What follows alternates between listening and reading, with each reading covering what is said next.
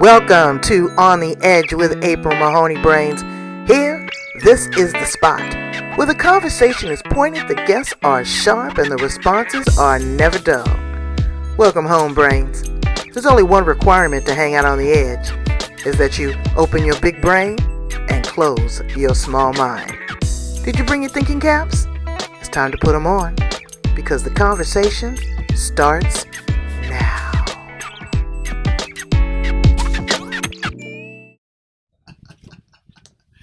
Well, look at you. Aren't you a ray of sunshine? And you see, if you can see your screen, I see how the sun is just beaming down over you. That's a part of your aura. That's a beautiful thing, Deborah Rugari. Thank you for being here with me on the edge from Australia. Brain, she is a naturopath. Yes, she is. I'm going to ask her what that is because I've been really thinking about working with the naturopath and more holistic approach.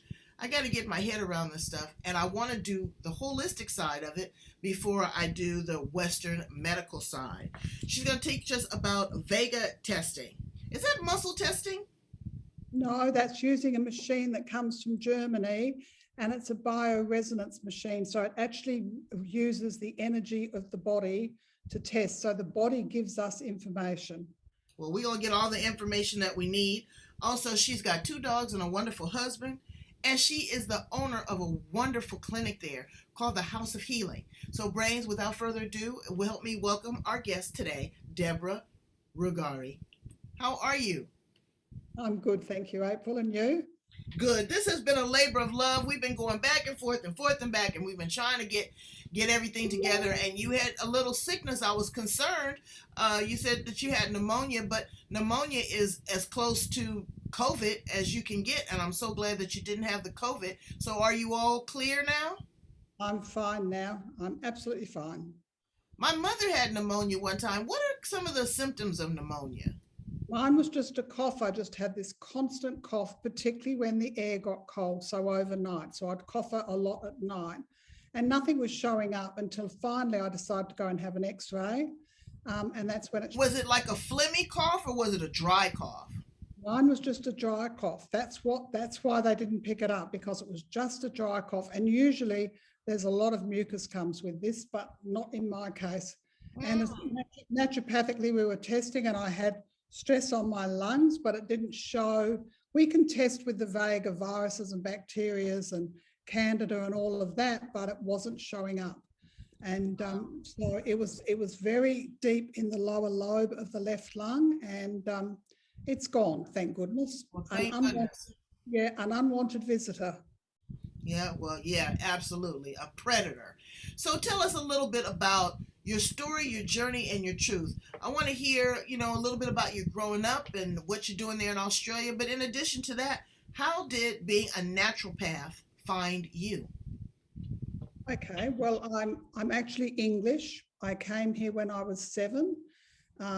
My father decided that this was the country for a better life for his 2 daughters. I'm the eldest of 2 girls. So we came, there's a very long story, I won't tell you about that now, of how we ended up in Adelaide, but it basically ended up being the flip of a penny as to whether we went to Queensland or Adelaide, and the penny came up as heads, so we came to Adelaide and just grew up normally.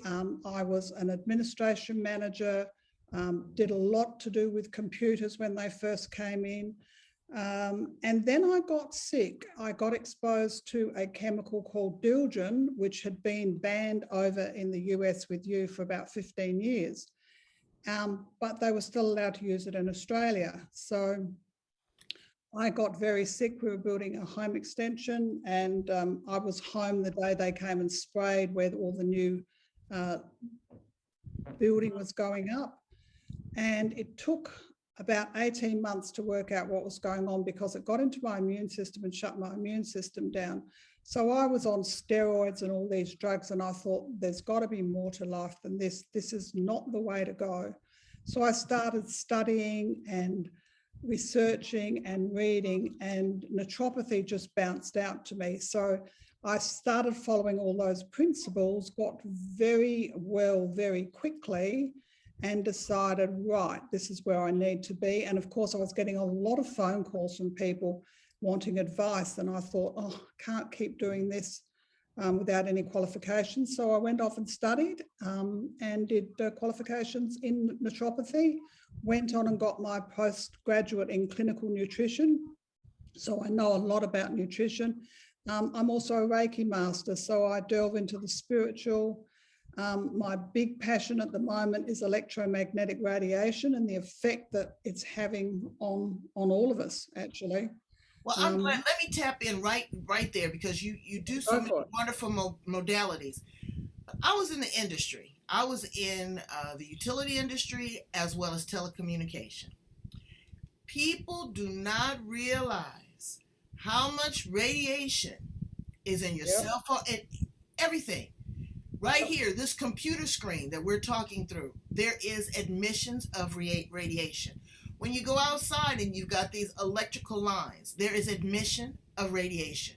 When you stand in front of your microwave, there's emission of radiation. And women, please listen to me, women brains.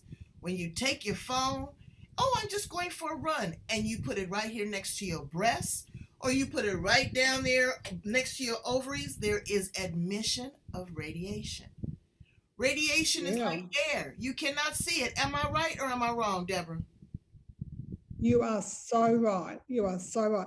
Men's prostate cancer is going through the roof because they keep their phones in their pockets. They don't have handbags like the girls do. And, you know, having it, even if you're not on it, the phone every 23 seconds, I think it's 23 seconds, it's clicking over to a tower and saying, are you there? Are you there? And the tower comes back with a frequency. Yes, I am. Yes, I am. So even if you're not using it, you are getting exposed to a frequency. So it should at all times, where possible, be 5 meters away from you. And I also have these wonderful, they're called protect filters. They go on the back of phones and they protect you from that. The other issue with this electromagnetic radiation is it reduces your ATP, which is the energy in your cells.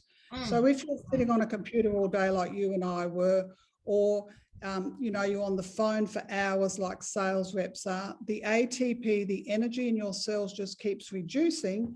And of course, this protect filter protects you against that as well. I had a friend that told me, I don't know, but they had a family member that contracted brain cancer constantly on the phone. And when your battery is low and it gets warm, your phone gets warm, it's even worse, brains. It's worse. It's even worse.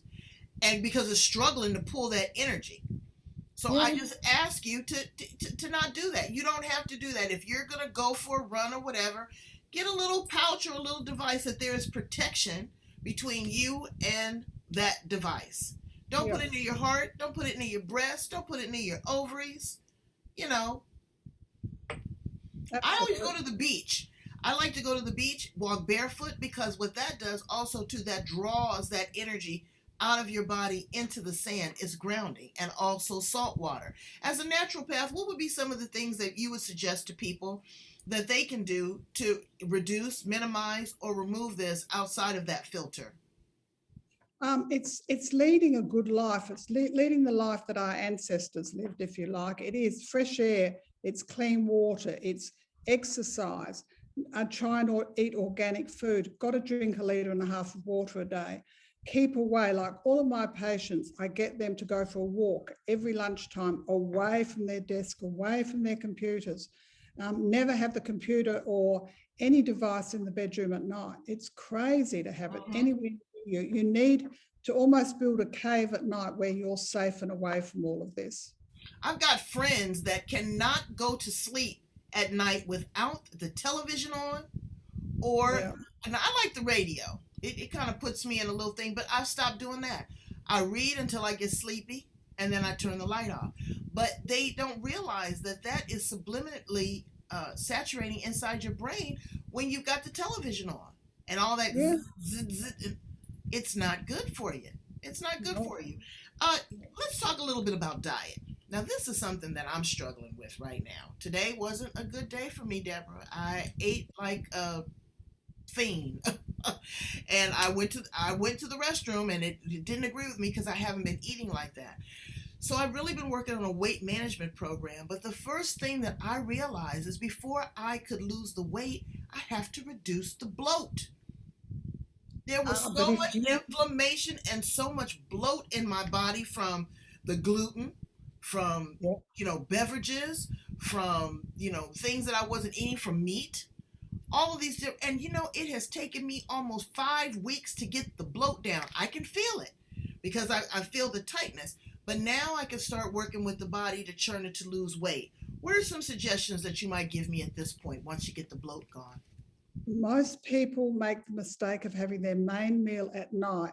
You've got to remember that your body's like a Lamborghini, and Ah, you need to fill your thank you. tank, fill your tank first thing in the morning. First thing in the morning, you fill up that tank, ready to burn it all day. Then you have a half a cup of nuts for morning tea, half a cup of nuts for afternoon tea, big lunch, but a small dinner, because you don't want to go to bed at night.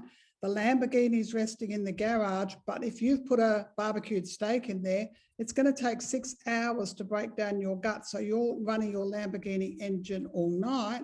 So you wake up in the morning and you're tired, and you start the whole process again. Your breakfast and your lunch will give you the energy all day, That's and what then you have a much better sleep at night. And that's how people get weight off. Well, that was another thing. My sleep, my circadian rhythm was no good. I take Yeah. a nice little nap in the afternoon, but that is not how the body is designed. The body is designed by the lunar clock. Daytime is daytime, nighttime is nighttime. The body is supposed to rest. And I've been doing this intermediate fasting. Okay, now I've got my own personal feelings about that. Fast for 16 hours, fast for 12 hours. Well, someone's made a very valid point. If you're eating for 12 hours, let the body rest for 12 hours. But this 16 hours and all that, now I've done spiritual fasts where 2-3 days, but I was trying to connect with source. I wasn't trying to lose weight. But I really want to make this a course, for me. So since I ate like a wild woman today, there's nothing else that's going into that body except for a glass of water. The rest of the night, and then I will honor it tomorrow, and I don't want to deprive myself, because then then I get angry and cranky because I like something sweet every now and then. So you've done this work. You've also done Reiki. I've had a Reiki massage. Go ahead. Can I just go back from in April? You've got to remember, and people don't, that at night you're fasting. At night is when you need to fast, not during the day. In the day is when you need a full tank to drive. At night you fast. Yeah. And exercise. I'm a woman of a particular age. I'm 59 years old, and I have had the best time reinventing my exercise regime. I've made a hopscotch. I don't know if you play hopscotch there in. I love it. Yeah. I play hopscotch with my daughter, but it's the bouncing, it's the moving, all that. I've got a hula hoop. Yeah, that's excellent. Yes, because I want those hips and that waist to be good. But I couldn't believe I was drenching wet from that. So you have to be creative, because I don't want to go to the gym right now. I'm a little bit of a germaphobe, and I love the steam room, and I love to do water aerobics, but I don't want to get that close to people. All of that. So what's going on in your mind with this COVID? What can we do just to maintain? Nobody's got the cure. Okay, nobody's got the cure. This is going to, in my opinion, going to be around like the flu. It's going to be around forever. But what are some of the things we can do to build our immune system as a naturopath? I've just started another program at the clinic where it's called Vax Assist. So it's assist people that don't want to be vaccinated to build up their immune system and help them spike proteins. It's also, we're getting a lot of people coming in that have had the first vaccination that are not well. So we check out their immune system, see what their body needs. A lot of people are deficient after the first vax with vitamin D and the omegas, all the fish oils. That seems to be a big issue with just about everybody that has been. And this is just the first vaccination. And we've had, a few deaths as well. We're blessed in Adelaide in that in the whole of this time, we've only had 4 deaths in South Australia. We're not overrun with it, but they're not going to find. We've had over almost 250,000. 250,000 of people in the United States. But you know, a lot of this, April, and I don't know whether I should even be saying this, a lot of this is if you're old and you have a whole lot of other health issues, and then you get COVID gets blamed on it. But often it's the end of your life cycle anyway, and it's just the straw that broke the camel's back. Yeah, because So you're already immune compromised. You're already taking medication. You already got heart trouble. You're already on a respirator and taking oxygen. I get it, but doesn't seem to be the case here in the United States so much, because now it's really impacting our young children. There are so many children here at the Rady Children's Hospital. There's also these young people that just say, you know what, I'm invincible. This is an invisible devil, is what I call it. yeah. You know, and no one's going to tell me, and I believe that it was a nice little family of 4 that went out and had a couple bats for dinner, and it's turned the entire world upside down. It's a lie, in my opinion. It is a lie. It is a lie. Yeah, I get a lot of information coming through, particularly from the States actually, and England. And, you know, we're being pressured into being vaccinated. And that's what I object to. Everyone has a free choice. If you want a vaccination, if I want a vaccination, that's our business. But now the question is to everyone, have you been vaccinated? Have you not been vaccinated? Talk about bringing in vaccine passports as another push to try and get people vaccinated. And it is an experimental vaccination. And I'm not anti-vax at all. I'm not pro-vax, I'm pro-choice. And I think we need, actually, I'll tell you a little cartoon I saw. It was 2 little rats sitting in a cage, and one rat said to the other rat, have you been vaccinated yet? And the other rat said, nope, I'm waiting till all the human trials are finished. And that to me, I just giggled and giggled because it sums it up. It sums it up. But let me go back a little bit, because I've had the very unique fortune of going to the Salk Institute. And that's like science fiction on steroids. It's strange in there. But they've been working on this for a long time. I don't think that this is something that I know it wasn't something that just abracadabra. I work with a lot of scientists and stuff here in the United States. They just didn't have the money, and the vaccine had not arrived. They knew that it was coming. They didn't know in what form. There's a lot of things that we don't know, and I don't want to go into the conspiracy theories and all that. But my thing is, I have traveled to many foreign countries, and I've taken malaria vaccine and yellow fever and all that. I don't know what the hell's in that either. Yep. But I've taken it in order to get into the country and to minimize my risk in the event. It's the same thing with the seat belts. Are seat belts mandated there in Australia? Yeah, you have to wear them. And not driving with your cell phone, is that mandated too? Yep. Okay. You're allowed to do hands-free, but you can't sit and hold it. I put it in the same category. I know that it's a stretch, but it's the thing, it is to protect our lives. If you have a child that is unruly, you put that child in timeout in the corner until you figure out what to do. This is unprecedented. This is the entire world has been put on timeout. So I am pro-vac. I wasn't at first. You know, I was a little apprehensive, but then I had my mother here before she passed away, and I didn't want to subject her to putting her in a care facility where she wasn't going to be cared for. Luckily for me, she passed here in our home with us, and I was able to take care of her, but I didn't want to subject myself to it. My daughter, she wants to travel. She was, oh yeah, as soon as it comes, I'm doing it. My husband, you can't catch him without the mask. Sometimes I say, could you lift that mask so I can get a kiss? But I get it. And I want people to have a choice. But if your choice is to do that, just stick with your choice. Don't try to influence me. Don't try to bully me. Don't try to, if you have information, provide me the information. But all of this other stuff is not good. And so now let's move on to Reiki. I've had Reiki.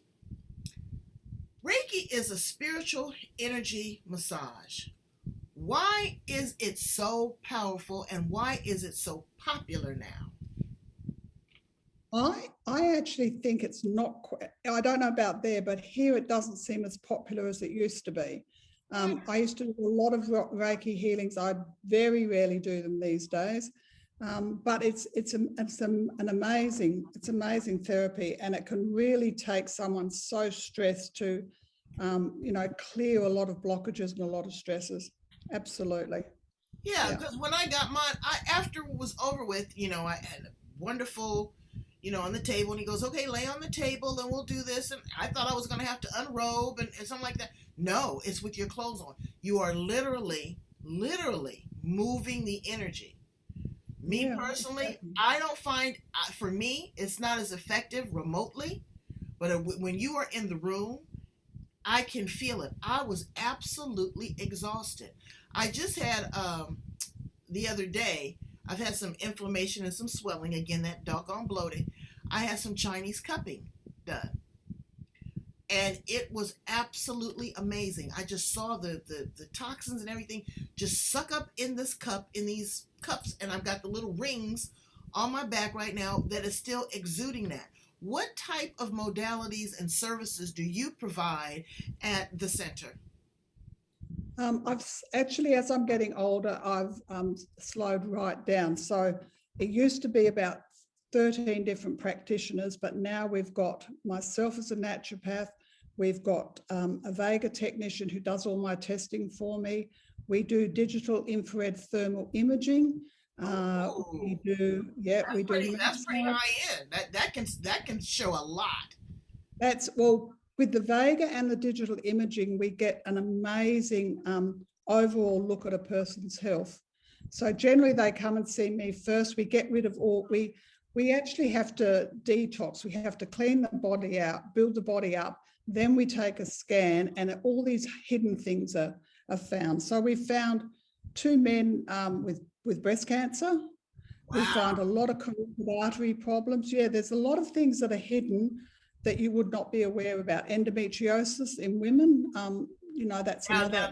That's huge, because women don't get that diagnosed. They say, "Oh, you've got fibroid tumors, and we need to take out your ovaries," and blah blah blah blah blah blah, until they get in there and they see that everything has webbed together. That's huge. That's huge. Right. So we do the digital imaging. We have a beauty therapist there, and we have a massage therapist there as well. So is the beauty therapist, does she give a little Botox here and there and a little those type of things? You have to be a medically trained person to do that in Australia. Yeah, you should be. They have Botox parties here, Deborah. Oh yes. You think I let somebody inject some semen in my face? They actually do. One celebrity, who was it? Elvis Presley's wife. Lisa Presley, baby. She went from it's and I know after you get this stuff done and put in your face, you can't, like, I have a friend that had breast implants that leaked. Yeah. And I mean, she wanted the big kahunas, and now she's got that, and now she's got lumps and all this kind of stuff. So you have to be careful, and you have to go deep, and you have to look at your self-esteem before you start doing all of this stuff. Really, how is it going to make you feel afterwards? Yeah, exactly. I had another guest that is going to be talking about tattooing. How, tattooing used to be just something a little rebellious. Now they're doing it all on their face and all on their neck, and they're telling stories, but also that is body mortification. Is that the correct word? You after a tattoo, you excrete the ink from the urine for about 6 months. So if you test your urine up to 6 months later, there's still ink coming out. Now, somebody told me the other day, because they have these, what they call these sleeves, where they hold on. And he said, "Oh no, it's okay now because they use different inks, but it's still an ink, and it's there for life unless you go and have it taken off, which apparently is even more painful. And that has it's a chemical. It's got to have an effect on the body. It has to have an effect, and it's a constant needle. It's a sore. It's an open wound. Yeah, I don't know. Yeah. I have a thing, and I'm talking about culturally. The Jewish people were tattooed with numbers. African Americans and Black people were tattooed branded as cattle. So I got an issue with that. I'm gonna go to God, and He gonna have to catch the freckles on my face. You won't get me. You won't catch me with the tattoo. That's for sure. I feel the same way. So tell us some fun stuff about you. What do you enjoy doing when, like you say, you're winding down, you're in the second chapter of your life, the Yeah. best chapter, which I think this is great because, you're unapologetic, you're free, you're Yeah. wise. What are you doing in life right now just to have a good time, even though you're isolated, but what are you doing? At the moment, I'm not doing a lot of fun stuff because with COVID, businesses slowed down and you've got the rent to pay and you've got, all these other bills to pay. So at the moment, spare time, I'm actually trying to build the clinic up a little bit because people are very unsure of where their job is going to be, what's going to happen, what's the next thing that's going to come rolling along. So people aren't spending their money like they used to. Now they'll come and see me. They'll come and see the GP because I have a GP with me as well. They will, but they won't be having as much of the beauty therapy or the massage. They're starting to think of that as a luxury as opposed to, a weekly massage is so therapeutic on so many levels, so many levels. I'm But telling you, that's the biggest thing. That and getting my hair braided. Those were yeah, my two luxuries. I don't even go get a manicure anymore like I used to. Even though the girls have always wore masks and been clean, it's the utensils. So yeah, yeah. I get it. I get it. But But when there's I can, I live in the middle of 25 acres in the Adelaide Hills, and I love going out in the garden. That's where I was this morning. That's why my hair's kind of everywhere. oh, you And I have, have two dogs. I've got a Airedale and a Greyhound that was a rescue dog. So they love to um, run, huh? Both of them. I love it. You let them out and away they go. And at the moment, we've got a few rabbits have started breeding again. So they're after those rabbits. And it's so funny because they'll never catch them. They'll never catch them. Well, that's beautiful because again, it's nature, Yeah, and yeah. and I always tell people that dog is God spelled backwards. The coyotes jumped over Ooh. my fence. Yeah, the coyotes jumped over my fence and kidnapped and ate my little dog. Oh, no. And every day I go and I scroll through Facebook or whatever, and I see all these dogs. I want one so bad, but it's a Yeah, lot of responsibility. yep. And You they know, eat a lot. They eat a lot. Like ours get fed twice a day and 5 o'clock, they start nudging you. Where's my dinner? yeah. So, yeah, for They, sure. you feed them twice a day, but also they don't use the same language. They communicate, but they don't use the same language. Taking them to the vet, and now people are dressing them up and they're doing, brushing their teeth. My mother said, you take the dog to the dentist? And I was like, absolutely. She said, no, we used to put him in the backyard, give him the scraps off the table. And if he got off the chain to go for a walk every now and then, he was happy as he could be. But things have changed and life has changed so much. What would you tell a 25-year-old Deborah Rugari?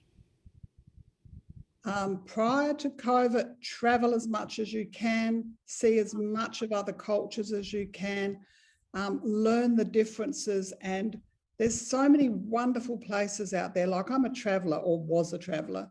I mean, And I think your best education in life is travel. And if you can't travel, then I'll watch travel documentaries. I want to learn about the world. I'm interested in the world.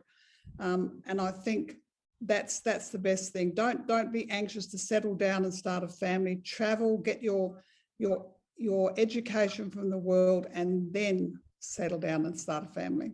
on the opposite side, how do you want to be memorialized? What do you want people to remember about you, think about you, or say about you when your time has expired here? Wow. What do I say? I say I want to change people's lives. I want to, and we have miracles, once a week, twice a week at the clinic. I love taking unwell people and they come back in a month or 2 months and their health has completely changed. And for me, having very poor health and being able to turn people's health around so quickly. So I guess for me, I really want to have made a difference. I want to have been the planet to be slightly better for the people that I've helped. Well, they are And because you are a healer. One, two, three.